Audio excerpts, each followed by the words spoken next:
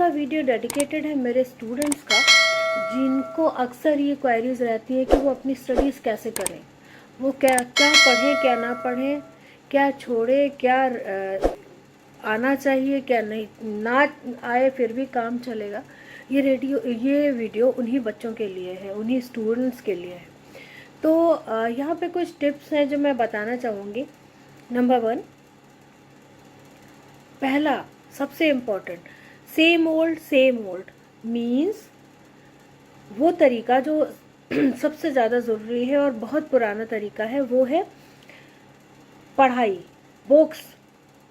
Same old जितना हो सकता है बुक्स पढ़ें, आप अपना कोर्स पढ़ें।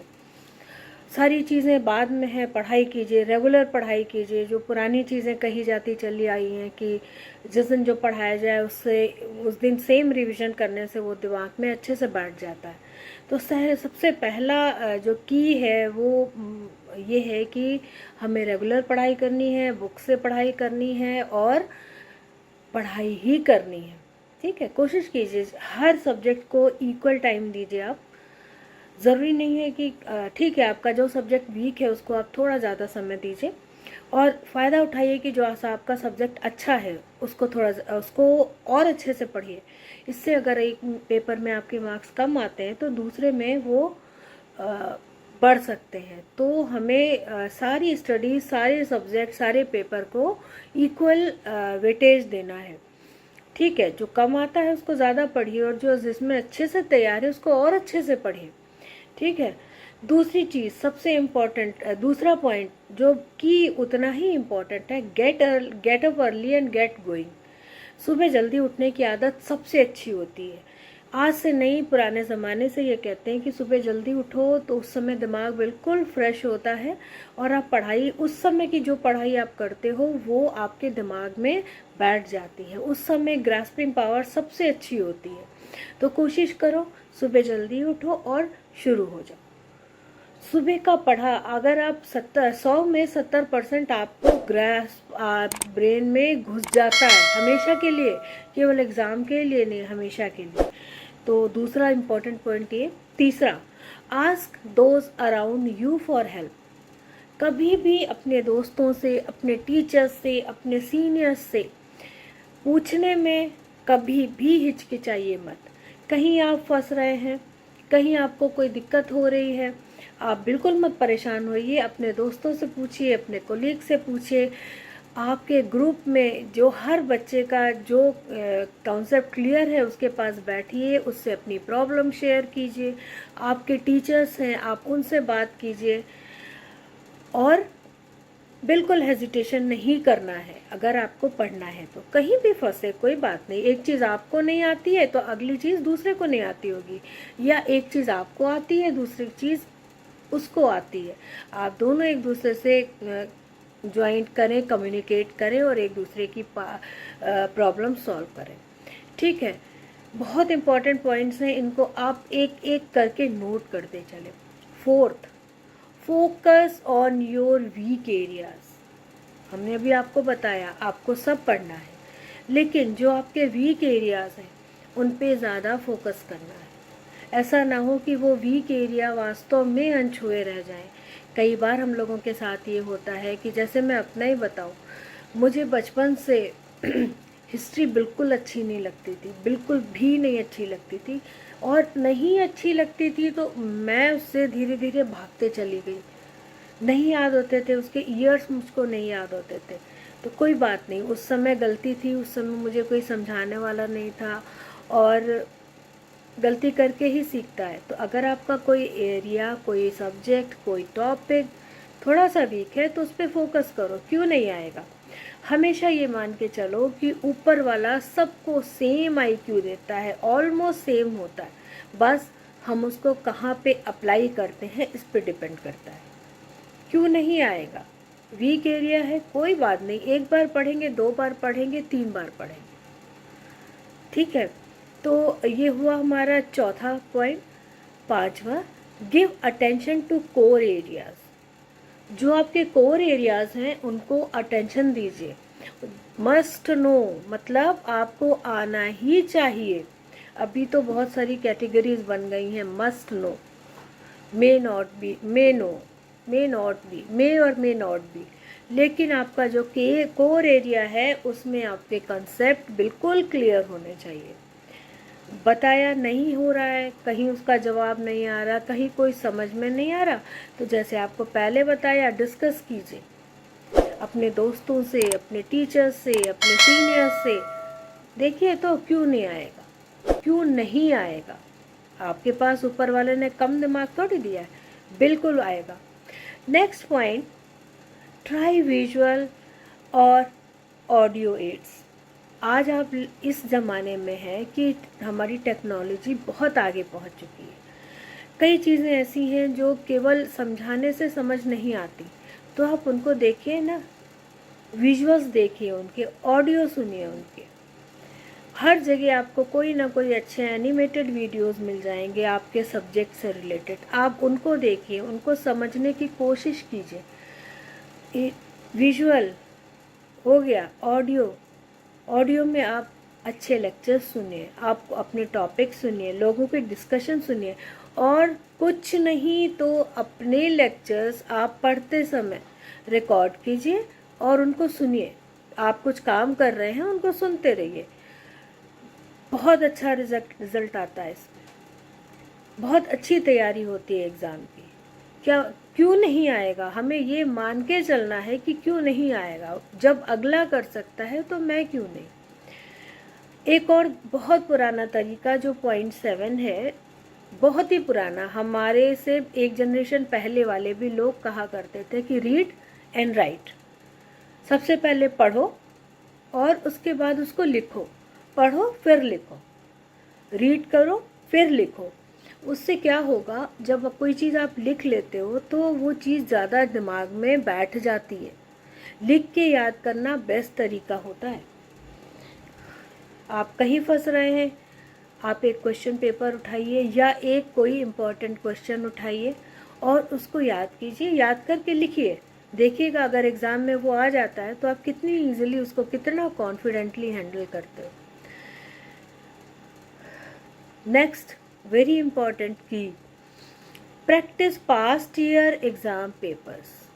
आपके पुराने पेपर्स, आपके पुराने क्वेश्चन पेपर्स जो आप अपने सीनियर से ले सकते हो, जो आप डिपार्टमेंट से ले सकते हो, जो आप लाइब्रेरी से ले सकते हो, उनकी प्रैक्टिस करो, उनको देखो कैसे क्वेश्चन पेपर आते थे, कौन कौन से क्वेश्चन इम्पॉर्टेंट थे, कौन सा क्वेश्चन कितने मार्क्स के लिए आता है। जब तक आप पुराने पेपर नहीं उठा के देखोगे तब तक आपको कैसे पता चलेगा? तो करना है आपको, तो पुराने क्वेश्चन पेपर को अपना बेस बना के चलना है। देन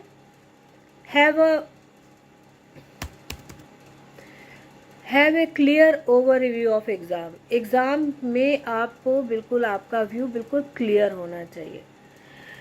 कितने पेपर होते हैं, कब होते हैं, कितने नंबर के होते हैं, ये पता होना चाहिए। कौन सा पेपर पहला क्वेश्चन पेपर, पहला सब्जेक्ट कौन सा होगा, दूसरा सब्जेक्ट कौन सा होगा, तीसरा सब्जेक्ट कौन सा होगा। हर सब्जेक्ट में कितने पेपर होते हैं, पेपर 1, पेपर 2 का सिलेबस क्या है, ये सारी चीज़ें आपको पता होनी चाहिए और ये आपको अपने अपने डिपार्टमेंट से पता चल जाएगा।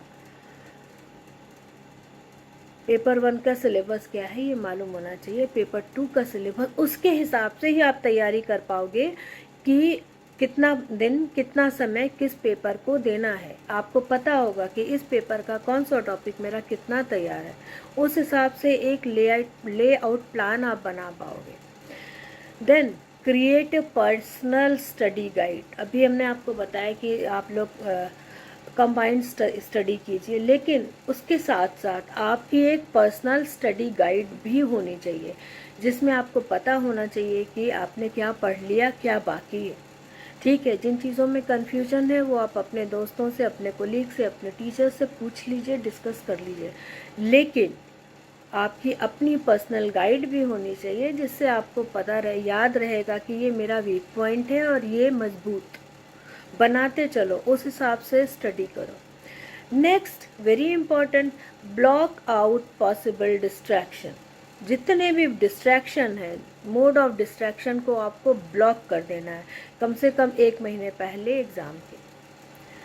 से फॉर एग्ज़ाम्पल फालतू फ़ोन, व्हाट्सएप, फेसबुक कुछ दिनों के लिए बंद कर दो। आपका दिल करे, आप पढ़ते पढ़ते बोर हो गए तो अपने दोस्तों से फ़ोन पे बात कर लो, आमने सामने बात कर लो, लेकिन जिन चीज़ों से आपको डिस्ट्रैक्शन होता है वो चीज़ें बिल्कुल ब्लॉक कर दो।